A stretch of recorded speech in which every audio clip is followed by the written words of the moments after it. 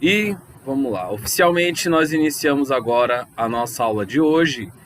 E hoje nós vamos iniciar um assunto que é muito importante e que eu gosto muito particularmente, que é Grécia Antiga, tá? Só ajeitar aqui.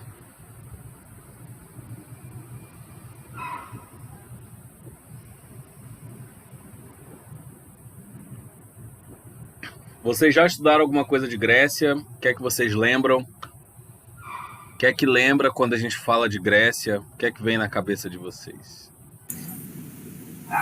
Mitologia. Mitologia? As construções. Me cita um filme que tem a Grécia no meio, então. Hércules. Hércules, que Mulher mais? Maravilha. Medusa. 300, né? Odisseia.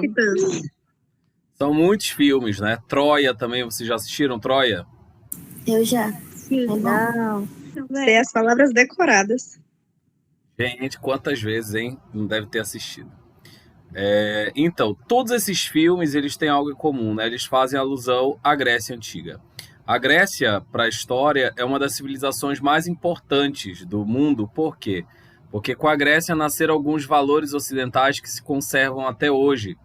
A exemplo da democracia, e não apenas, né? A filosofia, as ciências, muitas ideias científicas, matemáticas, trigonométricas, muitas ideias também filosóficas, existenciais, surgiram ou foram fomentadas com os gregos. Então, a Grécia Antiga foi basicamente uma das civilizações mais brilhantes e uma das mais expressivas que o mundo já viu. Não, obviamente, dizer que a Grécia foi a civilização mais brilhante do mundo seria errado e também pretensioso, né? Porque nós tivemos várias civilizações incríveis durante a história do mundo. Só que a Grécia alcançou um grande território e ela influenciou um amplo território de terras, de pessoas que acabaram congregando da mesma cultura, tá? Olha só como a gente fala, congregar, né? Agregar, tipo, muita coisa vem da Grécia, muitos termos também gregos estão presentes na língua portuguesa, né? A exemplo dos vários que a gente ouve falar aqui toda hora, né? Geralmente logos ou cia, na verdade, cassia, cracia, governo, autocracia, governo de uma pessoa só, democracia, também é uma palavra grega, entre outras influências culturais que a gente vai falar melhor quando chegar na aula sobre cultura greco-romana, tá? Então só diga, Maria. Aquelas esculturas surgiram na Grécia? As esculturas dos homens, parece ser bem realista. Sim, também. Essas esculturas mais realistas foram aperfeiçoadas na Grécia, né? Algumas dessas esculturas já eram feitas por outras civilizações. Para a civilização egípcia já tinha o costume de fazer esculturas. Só que os gregos eles acabaram se espelhando bastante na similaridade do corpo humano. Eles eram apaixonados pelo corpo humano, né? E retratavam isso tanto nas pinturas quanto também nas esculturas. Só passar aqui, né, para a gente falar um pouquinho. Onde fica a Grécia, afinal, né? A Grécia ela é formada por várias penínsulas e ilhas. É um terreno predominantemente montanhoso, entremeado de pequenas e férteis planícies, né? Algumas, então, as terras que são agricultáveis ou as terras férteis são poucas, como a gente pode ver, e são também isoladas uma das outras. Na antiguidade, essas montanhas eram recobertas de floresta e litoral, o que favoreceu também a navegação e a comunicação através do mar. Só que muitas cidades gregas elas não tinham essa ligação com o mar. Poucas tinham, tá? Entre elas, Atenas, que a gente vai falar mais tarde, que é a mais famosa cidade grega, junto com Esparta, né? Então, por outro lado, essas características vão estimular o isolamento e a autonomia dessas cidades. A gente vai ver hoje que a Grécia não era um único país unificado, com um rei só, com um governante só. E por que isso não acontecia? Em primeiro lugar, porque a Grécia, no mínimo, a gente pode citar 4 povos que formaram a Grécia, né? Em segundo lugar, nós também precisamos destacar, né, que a Grécia ela sofreu um processo de invasões, depois ela sofreu um processo de debandada, a galera fugiu do território, foi morar em outros territórios, que a gente chama isso de diáspora, né? Há uma dispersão, as pessoas se espalham ao redor do mundo e a gente vai ver por que os gregos eles vão se dispersar dessa maneira. Bom, aqui nós estamos vendo o mapa da Grécia, né? De um lado nós temos o Mar Jônio, do outro lado nós temos o Mar Egeu. O que nós podemos ver é que na frente da Grécia nós temos o Império Persa, né? Deixa eu ver se tem o Estreito de Bósforo aqui. Eu acho que está bem aqui. Essa daqui é uma passagem para esse Mar Persa. Aqui Estreito de Bósforo, deixa eu ver. Temos aqui a Ática, onde fica Atenas. Vocês estão conseguindo ver direitinho aí? Sim. Sim. Aqui fica Salamina, que é uma cidade que já fica nessa parte que a gente chama de Península do Peloponeso, né? Que é a região onde fica Esparta. Aqui é a região da Ática, onde fica Atenas. Aqui mais para cima temos a Macedônia, que é outro território, tá? A Tessália, temos Épiro, e quase todas essas regiões fazem parte do território grego. Também Creta, né, com a capital Knossos aqui, que foi uma das primeiras civilizações a se desenvolverem nessa região. Bom, para entender a Grécia também a gente vai falar sobre os períodos da história grega, né? A história grega se divide em 5 períodos, entre eles o primeiro período é o período pré-homérico, ou também conhecido como período cretomicênico, o período homérico, o período arcaico, o período clássico e o período helenístico. E aí eu vou explicando como é cada período conforme eu for avançando no período, senão vai ficar bem chata essa explicação aqui. Bom, o primeiro período da história grega é o período cretomicênico ou pré-homérico. E nesse período, né, os primeiros povos começam a se fixar na região. Esses povos são os pelágicos, né? Eles são de origem desconhecida e eles já habitavam a região há pelo menos, né, ali 2000 anos antes de Cristo. Mais tarde vieram os povos que vão dar origem à civilização micênica, onde a maior cidade dessa civilização foi Micenas, né? Que povos foram esses que invadiram a Grécia? Os aqueus, os jônios e os eólios. E eles vão se fixar exatamente nessas regiões aqui que vocês estão vendo. Eles vão se espalhar, principalmente na península do Peloponeso e na ilha de Creta.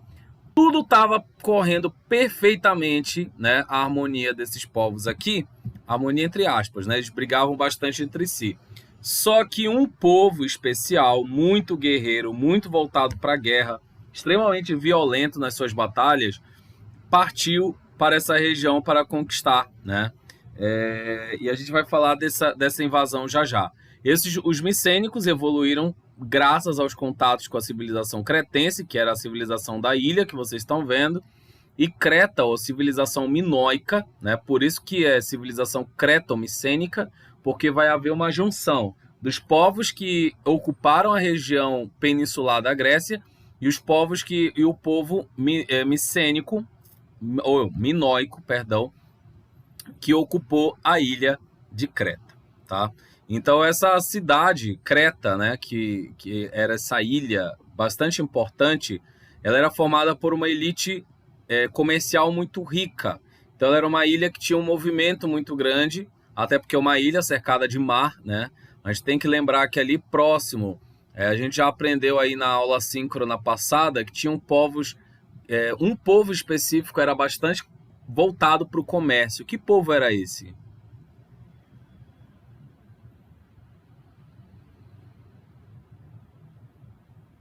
Repete, professor. Que povo que nós já estudamos esse ano era voltado para o comércio marítimo, pela ausência de terras férteis no seu território?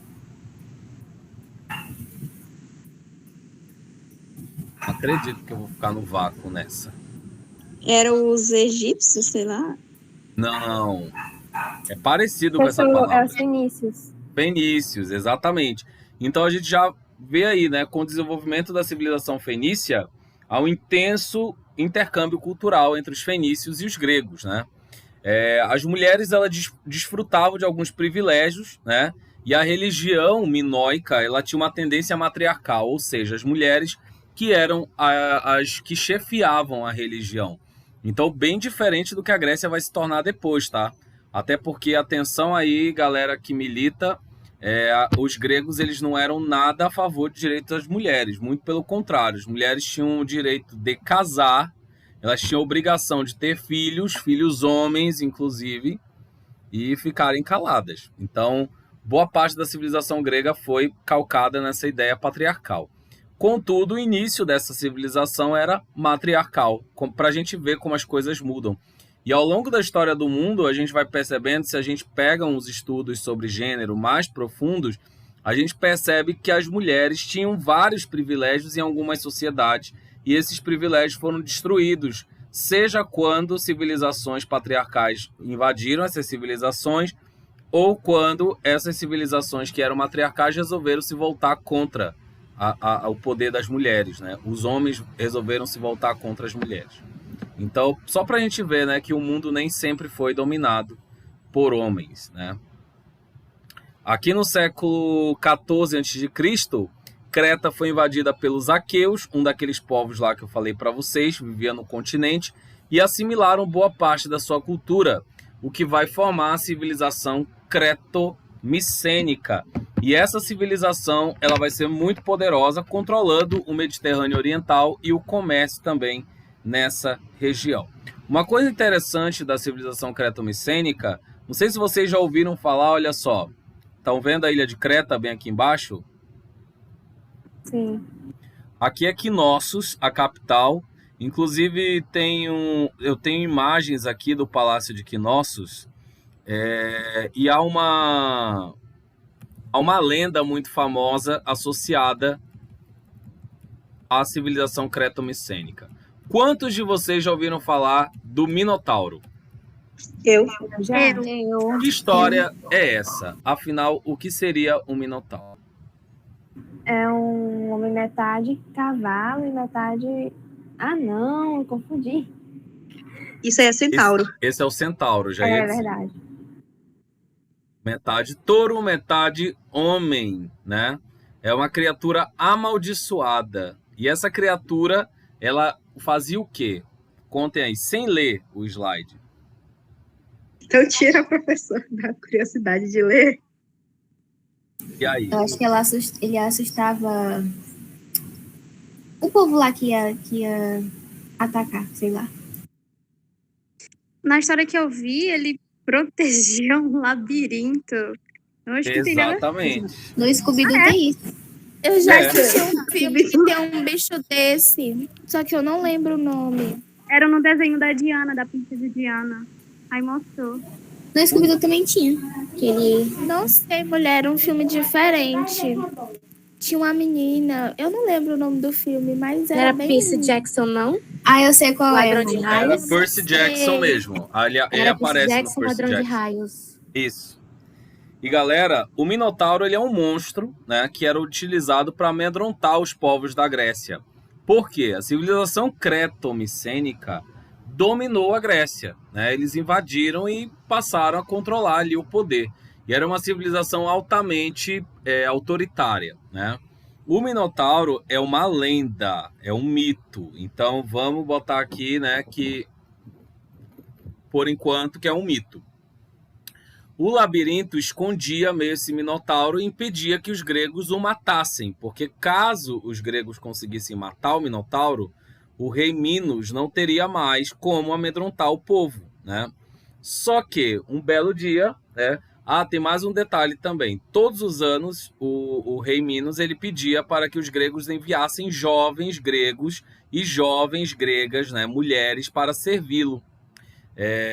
Um belo dia, um jovem, a Grécia já cansada daquilo, né, resolveu enviar um herói chamado Teseu, e o Teseu decidiu enfrentar o monstro, né? Só que o Teseu, né, o Leso, ele queria enfrentar entrar no labirinto assim, na doida, né? Como boa parte Na verdade, homem é meio leso, né? Vocês já perceberam que homem vive menos que mulher. E olha que eu sou homem, mas eu sou cuidadoso. Eu quero viver muito tempo ainda, entendeu? Tem até uma página, né? Porque homens vivem menos. É só palhaçada e é só essas coisas aí. É só essas burrices, né? E aí, beleza, o Teseu ia entrar, pá, eu vou matar esse Minotauro que não sei o quê. Aí a Ariadne, que era uma moça, né, que vivia ali em Creta, ela disse, opa, querido, deixa eu te falar uma coisa, ninguém sai desse labirinto. É um labirinto, assim, impossível de sair. Então ela falou, olha, pega esse novelo aqui, né, esse fiozinho, tu vai amarrando esse novelo no início do labirinto, tu vai, conforme tu for andando, tu vai soltando esse fio, tu mata o Minotauro e volta, que aí tu vai saber o caminho de volta. E assim o Teseu fez, né? Auxiliado por uma mulher, obviamente. E aí ele entrou no labirinto, realmente achou o Minotauro, matou e libertou o povo grego, né? Agora vamos para o lado histórico, né? Que esse é o lado da mitologia. Olhem o Palácio de Knossos, galera. Bem aqui tem uma das pinturas externas, que são dois jovens lutando. Já leva a gente a pensar, né, que eles apreciavam a luta, assim como os gregos apreciavam a luta, né, a guerra e etc. E uma coisa muito interessante é que o Palácio de Knossos ele era feito basicamente de uma estrutura que faziam as pessoas se perderem lá dentro. Então, o que se acredita é que a história do Minotauro nada mais é que uma representação do rei Minos, que realmente existiu, né? Os reis de Creta eram altamente autoritários e violentos. Então, ao invés do Minotauro ter existido, criou-se uma lenda para falar mal dele, né? Enquanto ele estivesse ali sem que ele percebesse. E acabou que chegou até os nossos dias a mitologia acerca do Minotauro, tá? É importante também a gente refletir que a mitologia quase sempre tem um fundo de verdade e muitas vezes as histórias mitológicas têm uma lição. Então os gregos eles utilizavam a mitologia como forma também de ensinar e de mostrar como era a vida humana na Terra. Tá? É importante refletir isso aí. Na questão disso aí, bora lá. Essa imitação pôde. Professor. Bom, no tocante a isso aí, vamos agora continuar a nossa aula. Cheio de talentos, olha ele. Oxi, Ai, e do nada o Bolsonaro invadindo nossa aula? Que isso, né? gente?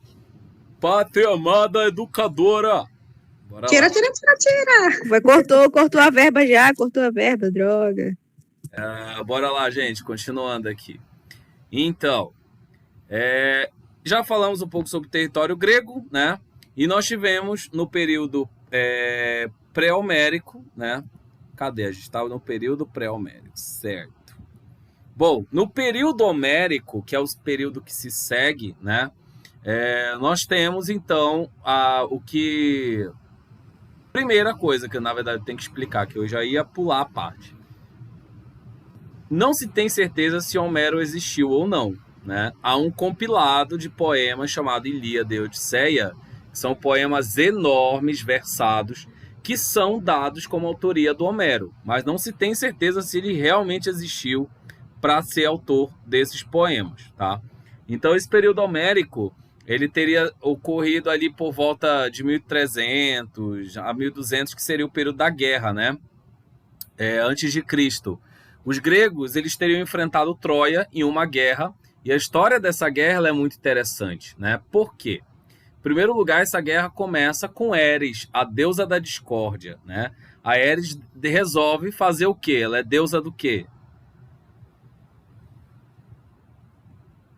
Da discórdia, você acabou de falar. Então ela vai querer fazer o quê? Discórdia. Discórdia, é óbvio, né? Aí ela vai chamar as suas 3 comparsas ali, 3 pares deusas, né? Ela chama Atena, a deusa da sabedoria, ela chama Hera, a deusa dos casais e tal, que era a mulher de Zeus, e Afrodite, a deusa do amor, né? e ela pega um pomo de ouro e diz assim: olha, eu vou dar este pomo de ouro para a deusa mais justa. Aí as três começam a se degladiar e brigar entre si, porque cada uma quer o pomo de ouro, né? E aí Zeus, cansado de ver aquela brigalhada, ele diz o seguinte: eu vou mandar pro meu parceiro lá da terra, né, humano, decidir quem é a deusa mais justa. E ele manda o pomo de ouro para Paris, né, que era o rei de Troia. E aí o Paris, ele... Oi. Era o príncipe de Troia, professor? Pera, Paris é o mais novo. Isso, príncipe de Troia. Muito bem. E aí, beleza. O Paris, ele decide, então, que a deusa mais justa nem é Atena, né? Que é a deusa da sabedoria. Poderia muito bem ter escolhido ela. Mas ele escolhe Afrodite, a deusa da beleza e do amor, né? E Afrodite fica extremamente lisonjeada e, em agradecimento, ela faz o Paris ter o amor da mulher mais linda do mundo. E quem era a mulher mais linda do mundo? Quem conhece a história da Guerra de Troia? Ele se apaixona por uma mulher de outro cara.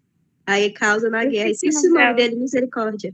Exatamente. Ele se apaixona por Helena, que se apaixona por ele também. Conta a história, os versos, que Helena era a mulher mais linda do mundo, né? A mais bonita. E Não ela sei era que milagre a Afrodite deixou. Oi? Não sei que milagre, entre aspas, a Afrodite deixou. Né? E aí a Afrodite faz ele se apaixonar por ela. Beleza. Professor, Oi. então quer dizer então que aquele filme A Odisseia seria a continuação dessa história? Exatamente. A Odisseia é a continuação. É quando o herói Ulisses volta para casa. Ele volta para sua casa em Ítaca. E ele enfrenta sereias, enfrenta vários desafios no mar, com os seus guerreiros, amigos, etc. Enfrentou um gigante. O que você tá falando, professor? Tem algum filme? Tem vários. Inclusive, gente, só adiantando, tá? O filme 300, ele não está disponível só na Netflix. Como nem todos têm Netflix, e se eu desse a minha senha para vocês, não daria para todo mundo, eu pagaria uma fortuna, né, de assinatura. Eu vou disponibilizar outro filme para vocês, tá? Tem um filme, Helena de Troia. Eu acho que vai ser esse filme que eu vou passar para vocês. Tá? Professor, Oi. o senhor já tentou procurar Drive no Twitter? Pois é. Pera, será que eu consegui o Drive? Eu acho que eu consegui o Drive desse filme, olha. É verdade, eu acho que eu consegui o Drive. Depois eu falo para vocês. Vai ficar gravado aqui que eu consegui um Drive de um filme pirata, né? Mas enfim. Bora lá. Mas tudo em nome, tudo em nome de... Nunca aconteceu. Tudo em nome da educação. Bora lá. E aí, galera, é o seguinte. Eles poderiam, sei lá, né? Fazer uma assinatura para educação. Pegar, assim, uma turma de 30 alunos. O professor compra e disponibiliza para aqueles 30 alunos, sabe? Caramba, seria perfeito, né? Mas continuando aqui, né? A história da Guerra de Troia. E a Helena era mulher de Menelau, que era o rei de Esparta, na Grécia. E o Menelau, obviamente, né, o chifrudo, fica bastante chateado com o fato da Helena ser raptada por Paris. Algumas histórias contam, né, que o Paris raptou a Helena, mas ela se apaixonou por ele, então ela foi porque quis também, né? Isso é bom lembrar. Beleza. E aí começa a guerra, porque essa mulher era tão bonita que ela era o troféu de Menelau, né? Ele exibia ela e deixava ela ali como um bibelô. Ela não falava, ela não tinha opinião, ela não podia fazer o que queria. Ela é extremamente oprimida pelo marido. Bem aos moldes gregos, né? E aí ela foge, meio que fica ali feliz com o Paris dentro de Troia, que era cercada por muros. E os gregos tentam, então, invadir Troia a todo custo e não conseguem. A guerra é tão sangrenta, envolve tantas pessoas, tantos heróis, que boa parte dos heróis morrem, né? O Menelau não morreu, mas, por exemplo, Aquiles, Ulisses, que eram do lado grego, eles vão acabar... O Ulisses não, né? Mas o Aquiles morre, inclusive a famosa história do calcanhar de Aquiles, que era protegido pelos deuses, mas ele só deixou o calcanhar que não tinha que não era protegido, e aí ele acabou sendo atingido no calcanhar e morrendo, né? Agamenon também. Do outro lado de Troia, nós temos Heitor, que é o irmão de Paris, nós temos Cassandra, Príamo, as Amazonas, né, que eram mulheres guerreiras, que geralmente eram retiradas um seio para que elas pudessem fazer o movimento da flecha, né, à vontade. E os deuses entraram na guerra, galera. Então, além de humanos e heróis, que eram semideuses, os deuses também. De um lado da torcida, torcendo para os gregos, estava Hera, Atena, Hermes e Poseidon, e do outro lado estava Zeus, né, torcendo pelos troianos, Afrodite torcendo pelos troianos, Apolo, que é o deus do sol, e Artemis, a deusa da caça. Então, para vocês verem que virou como eu posso dizer, uma grande confusão, né? Não sei que outra palavra eu posso usar. Bom, depois de ter morrido muita gente, os gregos tiveram a brilhante ideia do cavalo de Troia. Eles fizeram um cavalo de madeira dizendo que estavam celebrando a paz com os troianos. E os troianos, para comemorar finalmente uma trégua, né, começaram a se embebedar, beberam, colocaram o cavalo para dentro da cidade, só que o cavalo estava recheado de soldados gregos, que na noite aproveitaram as pessoas embriagadas, tomaram a cidade, mataram ali os troianos e levaram Helena de volta para a Grécia. Tá. Então, Professor, Oi. mas como é que uma pessoa aceita um cavalo que tá lá na porta dela? Tipo assim, um cavalo de madeira, assim, todo deformado, coitado. Bom, para eles era na verdade, soou como um sinal de trégua, né? Por mais que o cavalo fosse feio, mas era um sinal de trégua. Mas eu acho que, como toda mitologia, a Guerra de Troia, ela pode ter acontecido, não nessas proporções, e ela mostra que você tem que ter cuidado com o seu inimigo, né? A guerra só acaba, né, quando ela acaba, então você não pode baixar a guarda. É bem aí. E aí, beleza, após a Guerra de Troia, nós temos a Odisseia, né? Que a Guerra de Troia é contada na Ilíada, e a Odisseia, que é o retorno do herói grego Ulisses para Ítaca. Inclusive, a grande motivação dele voltar para Ítaca é a sua esposa, né? Que inclusive ficou no comando das coisas, e ela foi extremamente assediada por outros homens que queriam tomar o território dele, queriam tomar a família dele. E Ulisses, no final da história, ele chega, acaba com todo mundo, toma o seu lugar de volta e a sua esposa, né? Sua bela esposa.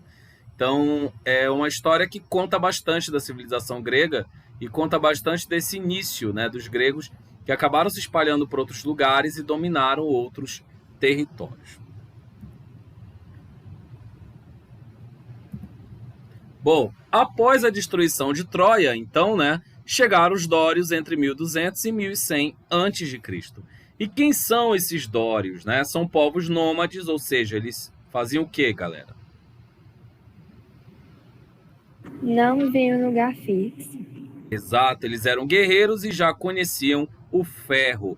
Então, olha, mais uma vez fazendo referência aqui às sociedades pós-pré-história, os povos que desenvolveram o ferro, eles acabaram se tornando superiores na guerra, né? Importante destacar isso aqui. Eles também vão destruir as cidades do centro-norte da Grécia e eles vão acabar ocasionando a primeira diáspora grega, onde os gregos vão sair fugindo mesmo, vão sair se espalhando por outros lugares, né? E que lugares são esses? A Ásia Menor, onde eles vão fundar Mileto, Éfeso e Halicarnasso, onde vai nascer, inclusive, essa última cidade, o primeiro historiador do mundo, Heródoto de Halicarnasso. Aqui nós temos o fim do período pré-homérico. Deixa eu só... Cadê aqui o slide? Tá. Bom, cadê Halicarnasso? Tá bem aqui, galera. A Ásia Menor é toda essa região, tá? Bem mais próxima do Império Persa. Bom, então estamos falando até o momento, né, do período pré-homérico. Então a Guerra de Troia vai acontecer durante esse período. Pós-homérico, então a gente chama já o período homérico. As rotas de penetração desses povos... Que isso? Ah, tá. Aqui. Bom, a rota de penetração desses povos no território grego é essa, tá? Os povos em vermelho são os jônios, aqui os povos em verde são os eólios, que vão se estabelecer nessa região. Os povos em amarelo são os dórios e os em azul são os aqueus. Já denominando essa multiplicidade cultural e principalmente explicando por que os gregos eles não vão se unificar em territórios. Afinal, boa parte da Grécia é formada por vários povos diferentes. Aqui nós temos a Grécia pós-expansão, basicamente pós-diáspora. O que é que nós vemos? Todas essas manchinhas são povos, né, que vão se estabelecer ao longo da costa do mar. No período homérico, que vai do século XII ao século VIII a.C., agora sim nós teremos o início das comunidades com base familiar.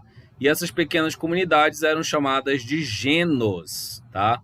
Inclusive, essa palavra está presente na nossa língua, né? O que é que tem a ver genos? Onde vocês já ouviram falar dessa palavra? Em lugar nenhum. Não? Quando você herda uma característica da sua mãe, do seu pai, você diz que você herdou o quê? Genética. Genética, né? Ou seja, genos tem a ver com pessoas, tá? Tem a ver com gente. E essas pequenas comunidades eram de pessoas que eram parentes. Imagina aí tua família de sangue, né? Vocês, por exemplo, poderiam formar uma genos naquela época, tá? E como era a economia desse período? Era uma economia agrária e autossuficiente. Como assim, professor? Eles não produziam para vender, eles produziam para comer, para o seu próprio sustento, tá? O pater era quem administrava as funções, ou seja, imagina aí o teu avô, a pessoa mais velha da família. Imaginou? Sim. Ele seria o pater da tua genos naquele momento, tá? O cara mais velho. E com o aumento da população, nós vamos ter o declínio desse sistema. Por quê? Porque o sistema de genos, né, esse sistema gentílico, ele é um sistema igualitário. As pessoas viviam em uma comunidade de terras onde todo mundo era dono da terra e o pater só organizava as funções. Só que conforme o povo foi crescendo, imagina só, você tem... Quantos aqui tem mais de 3 irmãos? Eu não tenho nem 2. Eu sou filha única. Tá. Eu sou filha Eu tenho, professor. Eu tenho.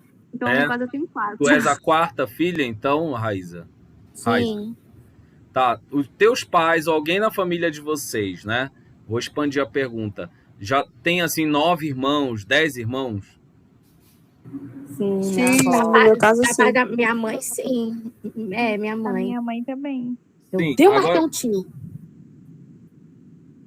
Agora, tu imagina que naquela época, cada pessoa tinha numa base de 20 filhos, 15, 19, né?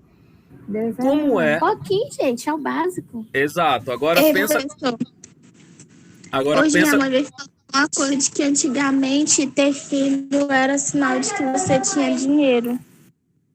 Também, sinal de... As pessoas tinham muito esse lance do orgulho, né? De que você tivesse uma grande família, você tinha do que se orgulhar e tal. Mas o lance também é que nós temos aí políticas de natalidade que não existiam da forma como existem hoje, né? Tanto é que tem várias famílias que passavam fome e ainda passam, né? Famílias grandes no interior do Brasil por falta de instrução, porque elas não conhecem formas de evitar ter filhos. Então, tem todo um costume. Nesse período da história específico, na Grécia, ter filhos era uma forma de expandir os negócios, expandir as possessões. Tanto é que a partir de agora isso vai começar a acontecer. Como, né? O pater, ele meio que fazia ali a gerência da terra. Só que com o tempo, os paters, eles vão se tornar donos dessa terra. Quando a terra passa a pertencer aos paters, essa terra vai passar de pai para Filho? filho, né? E geralmente homem e principalmente primogênito, ou seja, filho mais velho, né? esse filho mais velho, ele vai ter a prioridade na posse da terra. Mas se ele tiver 19 irmãos, o que é que vai acontecer com essa terra? Dividido? Vai ser dividida? Vai ser dividido. Então, pensa bem, vai começar a haver o quê? Briga, né? Pater vem de latim mesmo, gente. Pater não é grego, tá? E que vem inclusive da oração do Pai Nosso, in nomine Patri et Filii et Spiritus Sanctis. Amém. E aí os patres, eles eram donos dessas terras, viraram donos da terra, e eles começaram a ter que dividir a terra com vários filhos e vários membros da genus, né? E aí essa genus, que era igualitária, agora vai passar a se tornar privada, vai passar a se tornar cada vez mais voltada para propriedade de terra. Isso vai gerar muita briga. E o solo grego, só lembrando, era muito pobre, então poucas terras eram férteis.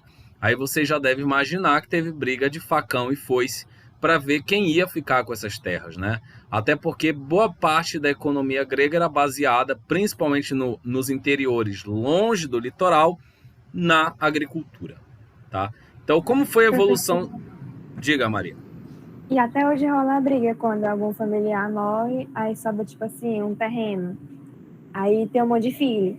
Aí o povo começa a brigar pelo terreno, não sabe se vende, se usa, enfim.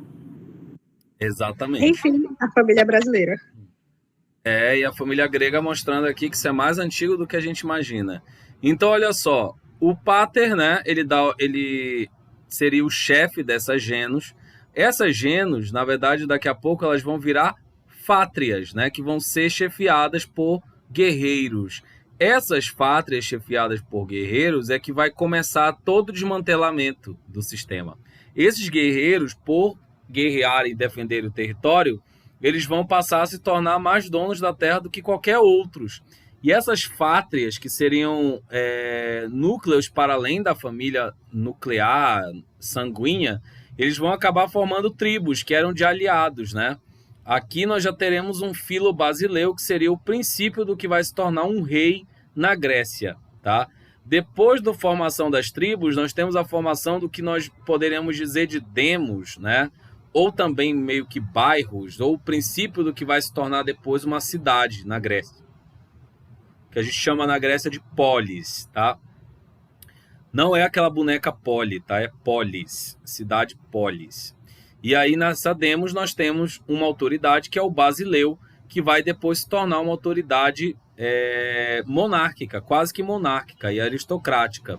Então o que é que nós temos? A evolução do poder na Grécia, que torna o poder, né, o poder político semelhante ao poder agrário. Então, na Grécia Antiga, nós podemos dizer que nós tínhamos latifundiários que eram também detentores de terras e detentor do poder político, com toda certeza.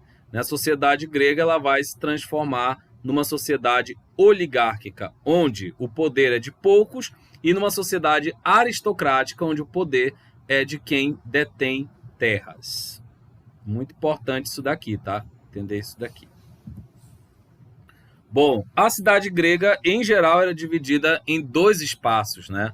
O espaço da Acrópole, que era o espaço mais alto, reservado para as decisões políticas, para as decisões religiosas, tá? E também voltada para manifestações de poder de cunho maior. Por exemplo, basileus, sacerdotes, geralmente se pronunciavam a partir da Acrópole. E os cultos também aos deuses ocorriam nesse espaço. A ágora, né, é o espaço mais popular da cidade. É o espaço mais baixo, onde ficam, né, as casas de banho, os clubes, onde ficam os espaços de esporte, onde ficam também a assembleia, que é a eclésia, onde os cidadãos, quando vem a democracia, vão discutir as decisões da cidade. Lembrando que a democracia nem sempre existiu e a gente vai falar disso amanhã, na aula exclusiva sobre democracia. No período homérico passam a surgir as divisões sociais e também surge a propriedade privada. O que seria a propriedade privada? Em um grande resumo, a propriedade privada começou, né, a partir do momento em que o primeiro pater olhou a terra e disse: aquela terra é minha. A partir do momento que você diz que algo é seu, todo mundo vai querer tomar posse de alguma coisa. E esse é o grande mal da humanidade, segundo o filósofo Jean-Jacques Rousseau, um filósofo iluminista que disse que o princípio de todos os males da humanidade é a propriedade privada. O que é que vocês acham disso? Dessa declaração do Rousseau?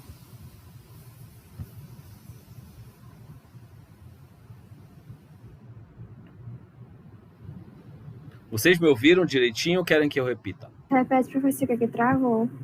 Jean-Jacques Rousseau, filósofo francês iluminista do século XVIII, ele disse que o princípio de todos os males é a propriedade privada. A partir do momento que o primeiro homem disse aquela terra é minha, começaram os conflitos no mundo. O que é que vocês acham?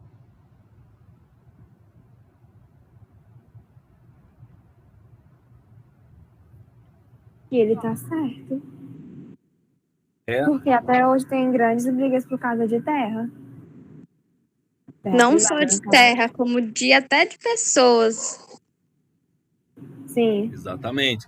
A Wilma perguntou se ele é o pai do liberalismo, e não, né? Mas o Rousseau, ele questionava a propriedade privada enquanto iluminista, né? Mas a gente tem que lembrar, a gente vai aprender isso no segundo ano, que o iluminismo ele era essencialmente liberal.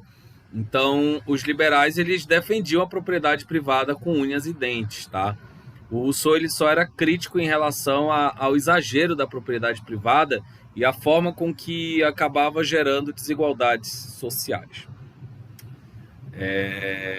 Bom, aqui, né, com o surgimento dessas desigualdades sociais, nós temos a segunda diáspora grega. Por quê, galera? A população aumenta e está faltando o que para essa população?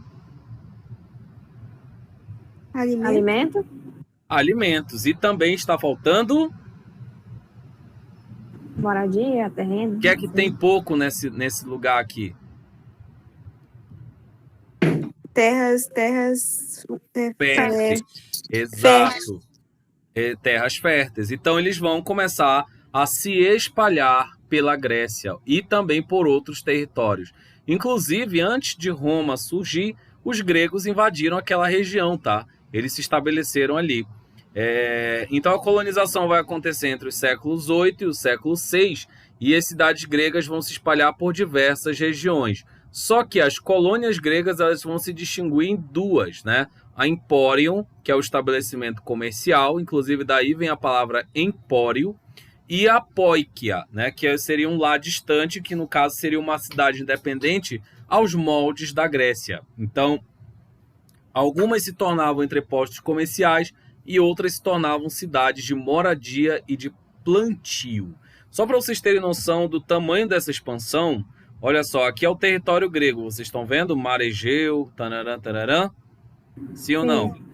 Olha só por onde eles vão se espalhar aqui, ó. Mar Negro quase toda essa borda, Bizâncio, aqui Marsella, que é onde hoje fica França, aqui também meio que nessa região onde fica Espanha, aqui onde eles chamaram a região de Magna Grécia, né, que é a região da ilha da Sicília e também da bota que forma a Península Itálica, né, a atual Itália. Então os gregos vão se espalhar inclusive até pelo norte da África, né? Teremos cidades e na ilha de Chipre também. Então a civilização grega vai atrás de terras, já que eles não tinham na sua península de origem. Vocês já viram fotos do relevo da Grécia, né? É um relevo altamente pedregoso. As praias são cheias de pedra. Inclusive eu fico pensando nisso. No dia que eu for na Grécia, né? Se Deus quiser que não demore muito, eu fico pensando o perrengue chique, né? Tipo, eu fico pensando se eu vou conseguir ficar numa praia que não tem uma areia, né? Pra sentar. Tipo, só tem pedra. Sair de lá todo ralado, mas enfim. Eu não tô nem aí, né? Eu só quero ir na Grécia. Por favor, Ministério da Educação, colabore para isso. Amém. Bora lá. Mas enquanto isso a gente trabalha. Então, próximo período, né? Que após o período homérico é o período arcaico. O período arcaico, galera, é o período em que se desenvolvem as cidades-estados gregas. Esse é o período um dos mais importantes, porque é quando a gente vê o nascimento, né, do período clássico grego. Então nós temos uma crise no sistema gentílico, os gênos se desintegram, né? E aí nós temos também a formação de Esparta e Atenas como cidades-estados, já que, né, as autoridades elas começam, a autoridade do Pater, que vai passando por Basileu e outras autoridades, começam a perder força. Então, por exemplo, Esparta ou Lacedemônia, como era chamada, né, ela se localizava na península do Peloponeso e foi uma cidade-estado fundada pelos dórios, tá?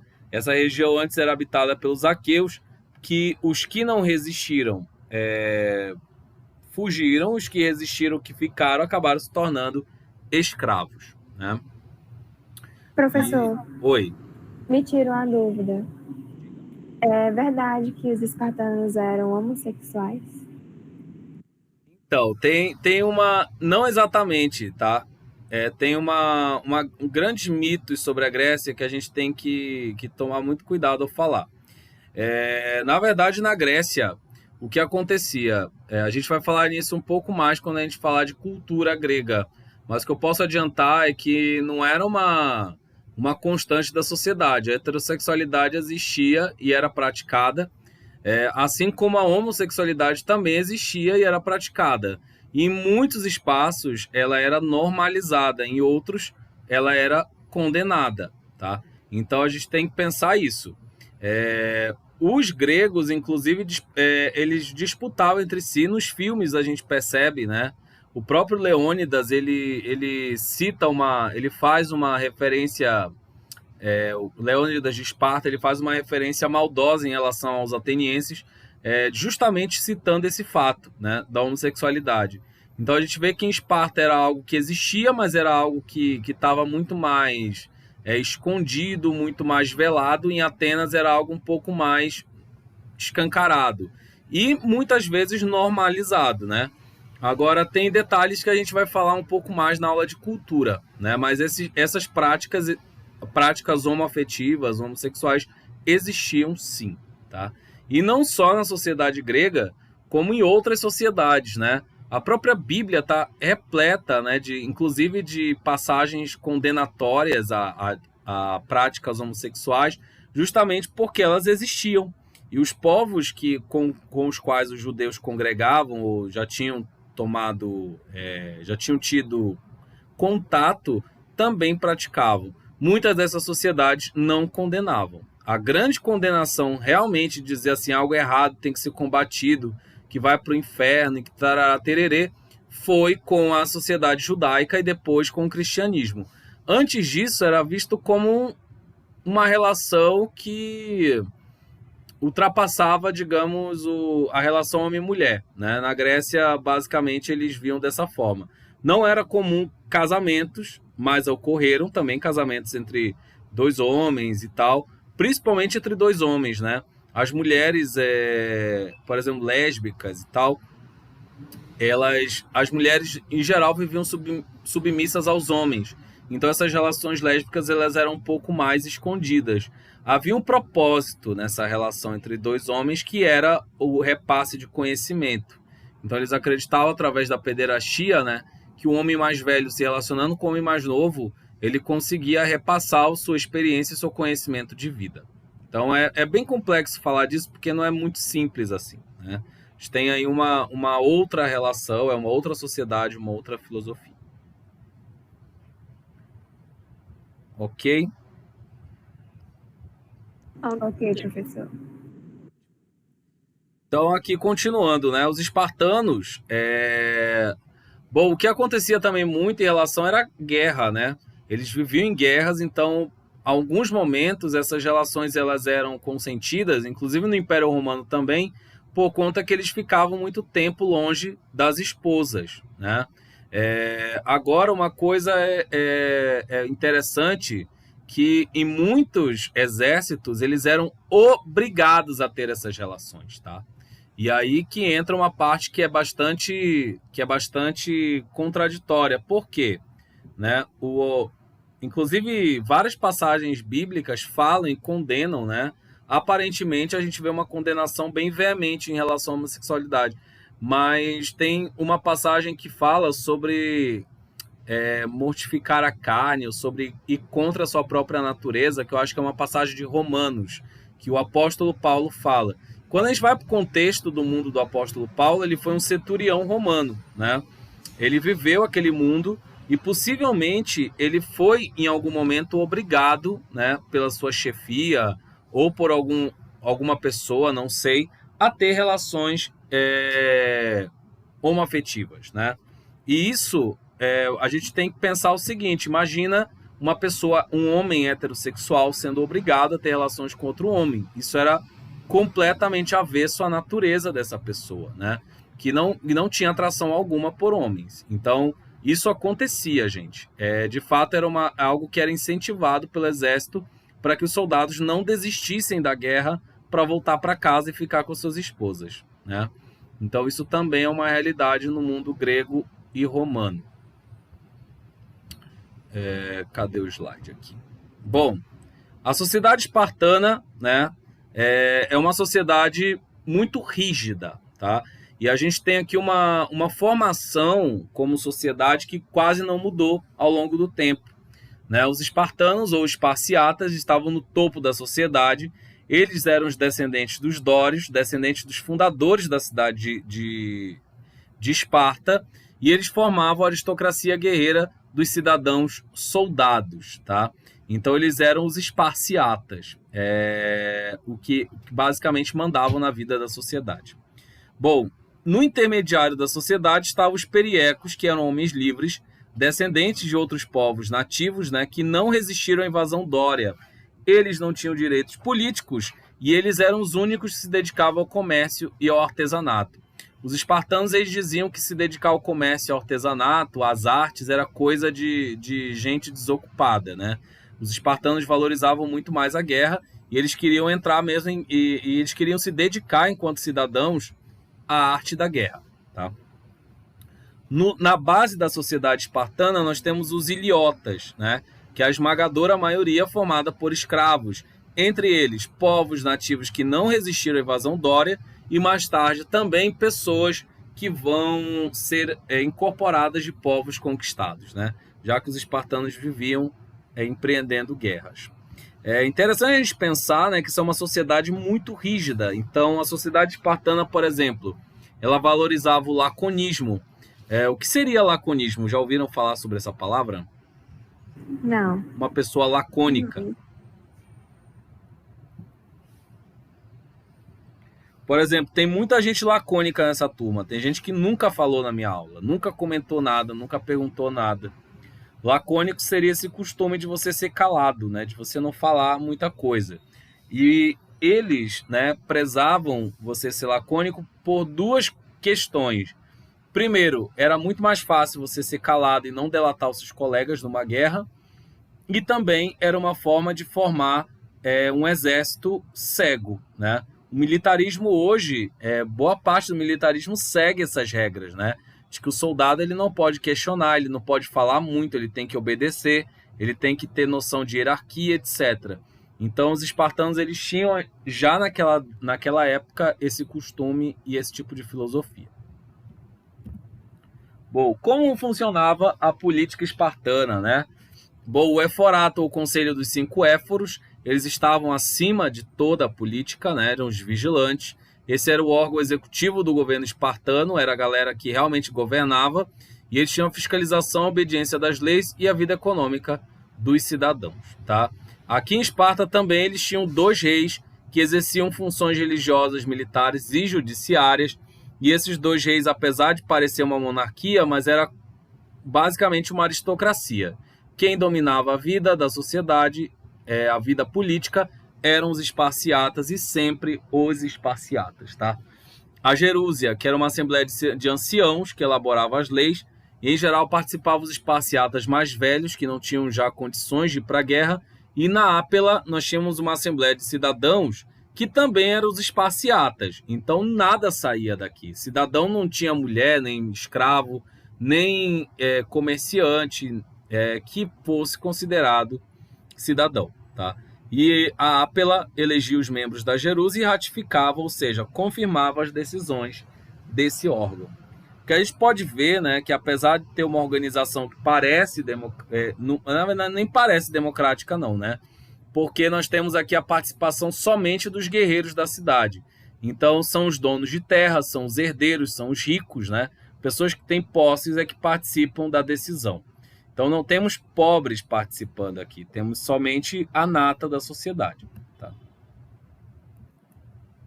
Bom, uma coisa importante também, eu vou colocar aqui no outro slide, é em relação à educação espartana.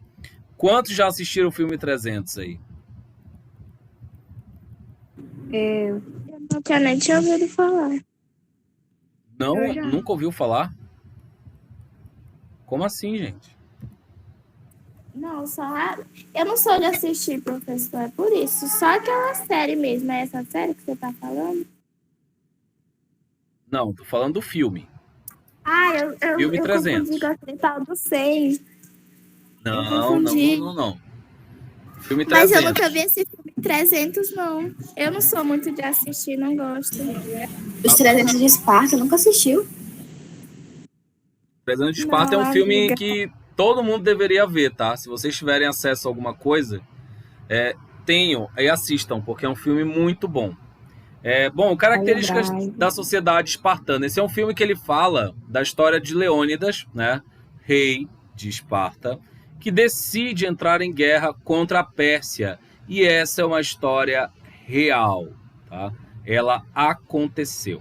Inclusive, alguns historiadores do período relatam a guerra entre os gregos e a Pérsia como tendo sido iniciada a partir do momento que os espartanos se rebarbaram contra os persas, que eram nada mais, nada menos que os poderosos do momento naquela ocasião.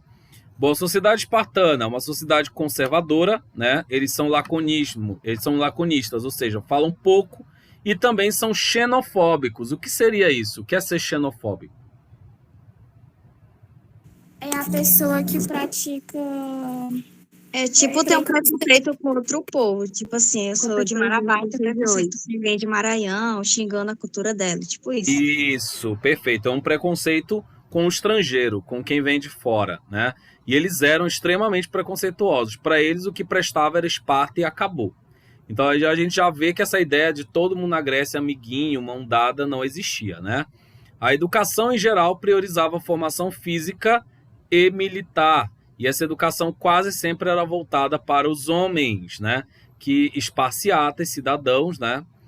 Filhos de pai e mãe esparciatas. E esses esparciatas acabavam formando a elite guerreira do lugar. As mulheres, afinal, né? Faziam o que em Esparta, né? As mulheres participavam de reuniões públicas, administrando a vida cotidiana e o patrimônio da família. E uma coisa interessante, as mulheres eram submetidas a exercícios físicos pesados, né? Por que será? Se elas não iam para a guerra. O que é que vocês acham? Não sei. As mulheres espartanas eram saradas, galera. Por que será? Bom, em primeiro lugar, porque essas mulheres tinham a função de dar filhos, né, aos homens espartanos. Então, eles acreditavam que se ela treinasse, se ela fizesse exercícios físicos, ela daria os filhos mais fortes e saudáveis que ela pudesse, né? Então, esse era o objetivo. Também temos um Estado totalitário. Não existe propriedade privada em Esparta, tá? É muito importante destacar isso. Todas as terras e os escravos pertencem ao Estado espartano, ao governo, e esse governo distribui as terras e os escravos conforme ele quiser. Então, por exemplo, a Maria Eduarda, a Raisa, são esparciatas, elas querem 4 escravos para limpar o terreno e plantar uma semente. Elas vão lá com Professor, Oi. é Raíza. Desculpa, é Raíza.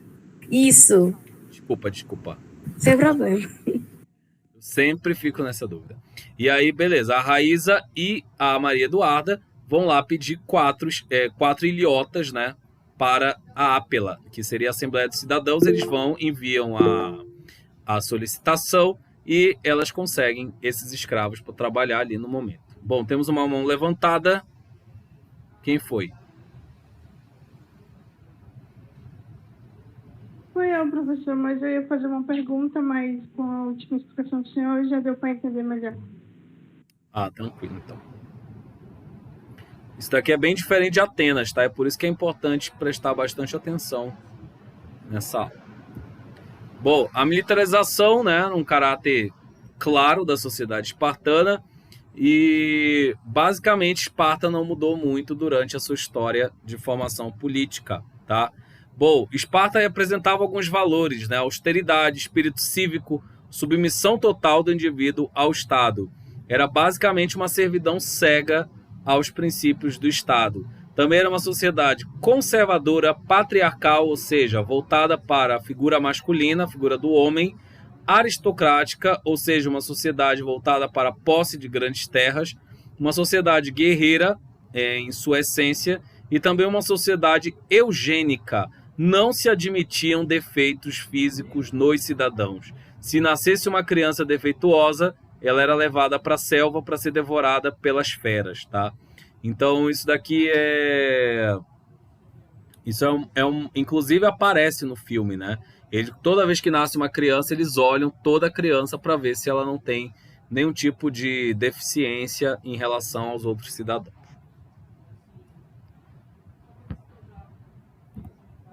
Bom, política em Esparta já falei, não vou me estender mais.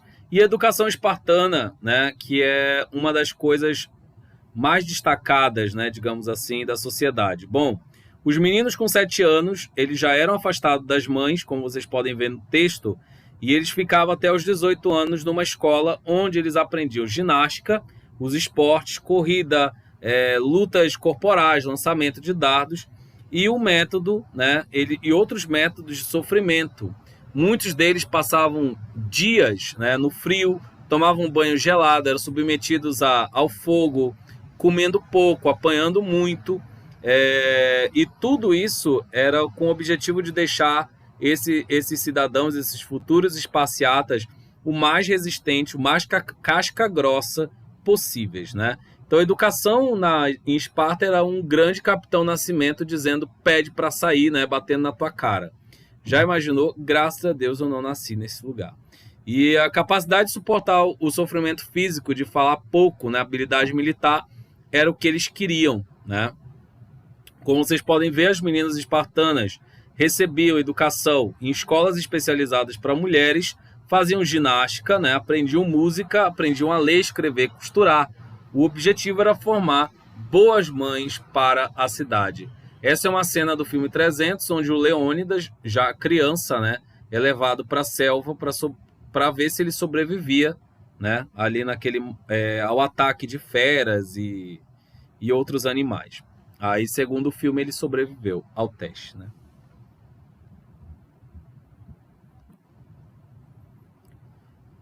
Bom, agora vamos falar um pouquinho sobre Atenas. Vamos lá. Bom, Atenas, galera, é uma das cidades mais importantes da Grécia. Opa, não compartilhei ainda. Agora. Atenas é uma das cidades mais importantes da Grécia, né? Ela foi fundada pelos jônios. E uma coisa importante é que ela vai escapar das invasões dos dórios por conta da posição geográfica. Ela ficava à beira do mar e Atenas é cercada de montanhas, tá? Ela também contava com um porto natural, o Pireneu, que permitiu o desenvolvimento comercial de Atenas e o contato de Atenas com outros povos e outras culturas. A economia basicamente era de produção escravista, ou seja, ao passo que Atenas se desenvolvia, se espalhavam outras colônias gregas pelo mundo, Atenas também expandia sua mão de obra escravista, que por vezes esses escravos ou eram prisioneiros de guerra ou eram pessoas endividadas. Uma coisa que eu preciso perguntar para vocês, em geral, vocês conseguem me dizer qual a cor dos escravos desse momento, dessa época? Brancos? Amarelo? Eram negros, professor. A maioria?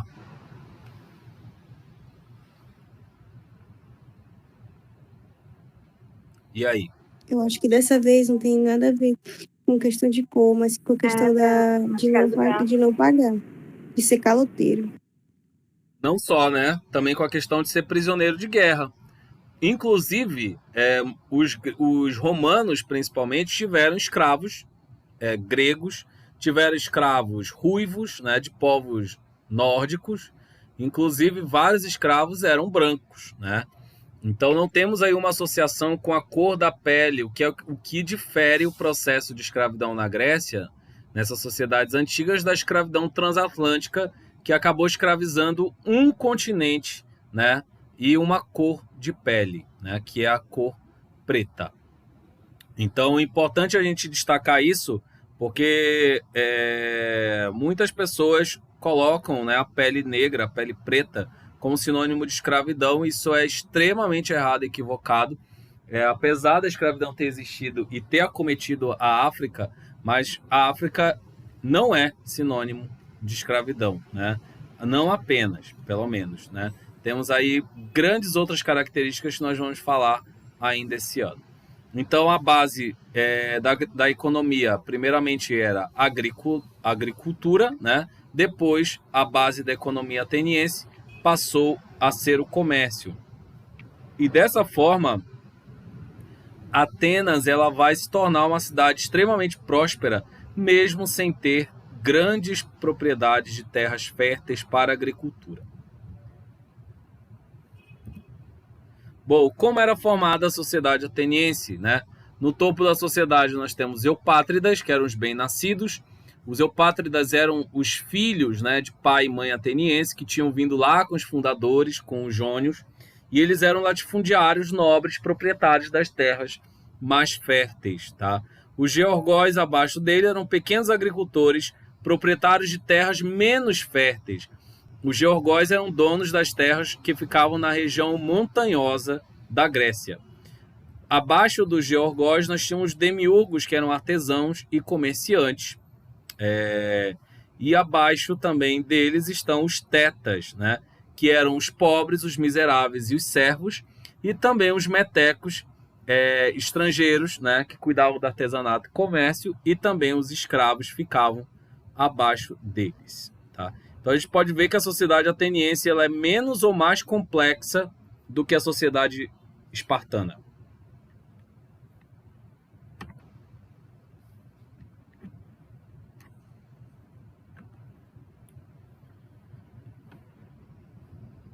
Alô? Alô? Oi. Eu quero te falar. Né? Repete, por favor, professor. Repete, por favor. Qual a sociedade ateniense é menos ou mais complexa do que a sociedade espartana? Menos? Exato. Né? Ela menos? Olha o tanto de classe social aqui. Olha o tanto de grupo social. A sociedade espartana é dividida em 3. A sociedade ateniense, basicamente, aqui em pelo menos 6 grupos, né? Então, é sobre isso. A sociedade ateniense é muito mais complexa e muito mais desenvolvida também, né, em relação a Esparta. Bom, em Atenas, né, em geral, o que a gente pode destacar de cultura, né? A sociedade ateniense, daqui eu ainda não vou falar. A sociedade ateniense, em geral, ela era governada pelos homens, uma sociedade patriarcal. As mulheres, ao contrário das mulheres espartanas, não participavam das decisões políticas, nem de reuniões públicas. Essas mulheres elas eram voltadas exclusivamente para o marido e para a vida em casa, né? Elas eram voltadas para isso. Inclusive tem uma música, eu acho que está nesse slide aqui. Vou compartilhar com vocês.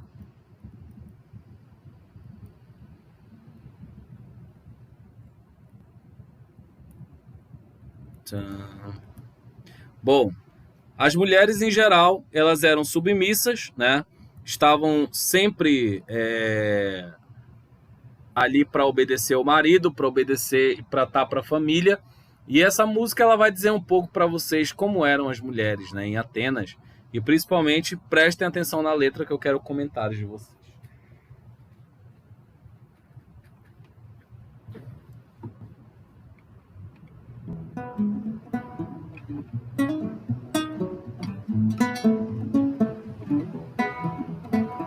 Mirem-se no exemplo daquelas mulheres de Atenas, vivem pros seus maridos, orgulho e raça de Atenas.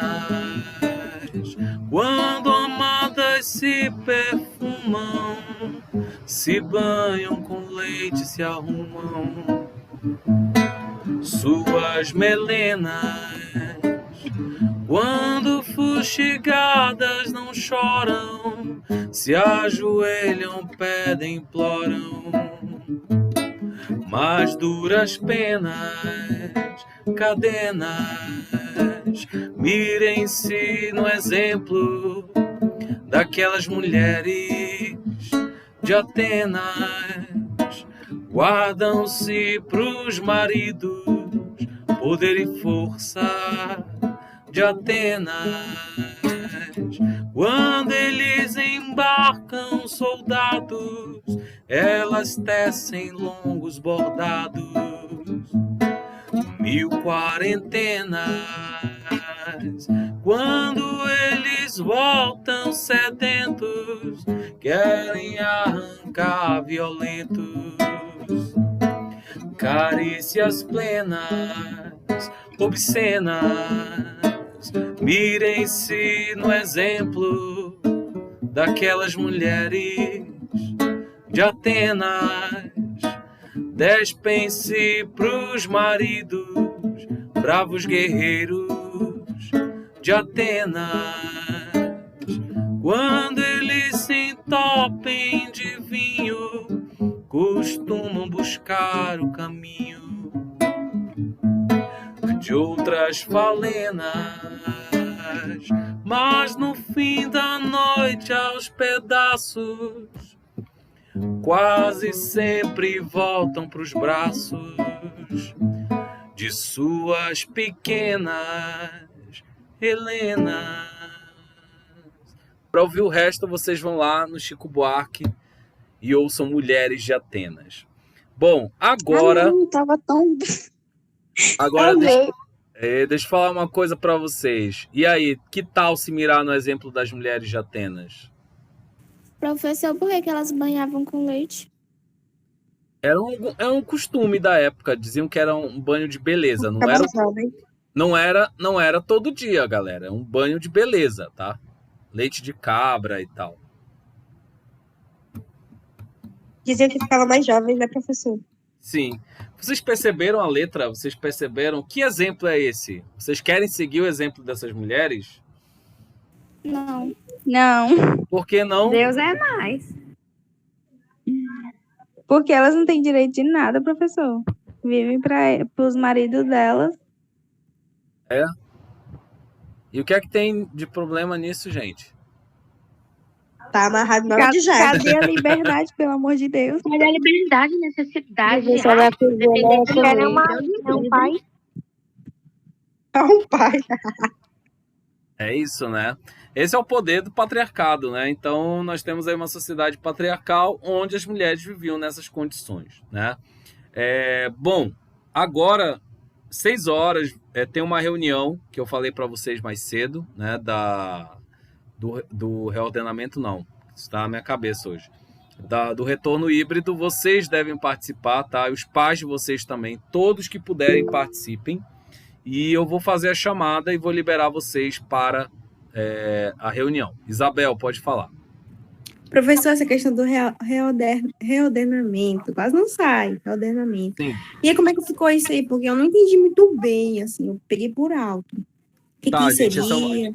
Pois é, essa é uma proposta, né, que basicamente virou uma imposição, porque não, eu estou vendo que vai ser aprovado de alguma maneira ou outra, né?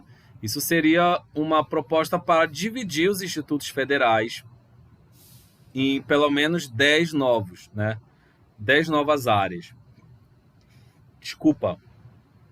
E o Pará, ele teria uma proposta de reordenamento em pelo menos 2 ou 3 regiões, né? Eu acho que seria Belém, seria a região do Carajás, que seria a região de Marabá e companhia, né? Paraopebas, e a região de Santarém e companhia lá no oeste do Pará.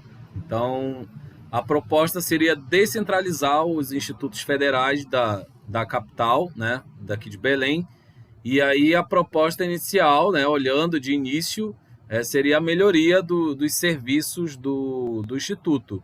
Contudo, até o momento não foi apresentado orçamento, não foi apresentado nada que justifique essa divisão, porque, querendo ou não, a gente teria que dividir, né, para o Instituto, pelo menos com verba, né, para poder custear. Já pensou? Seria incrível a gente podendo ter um reitor que morasse em Marabá, que fosse de Marabá, e que realmente decidisse as coisas do Instituto de Marabá.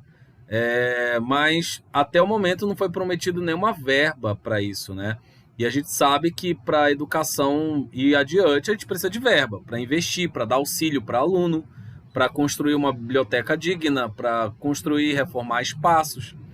Então é nesse caminho que está andando. Não tem nada certo ainda e tem alguns professores contra, outros a favor, e é isso, né? A gente ainda está em discussão. Eu ainda não formei nenhuma opinião porque não apresentaram detalhes do projeto. A partir do momento que apresentarem orçamento, realmente de onde vem o dinheiro, aí fica mais fácil decidir. Não tem nada decidido. Em relação ao retorno híbrido, já temos as decisões. Hoje vocês vão acompanhar qual é o nosso planejamento e eu espero que vocês participem dessa reunião, tá? Vou só abrir o cigarro aqui para fazer essa chamada.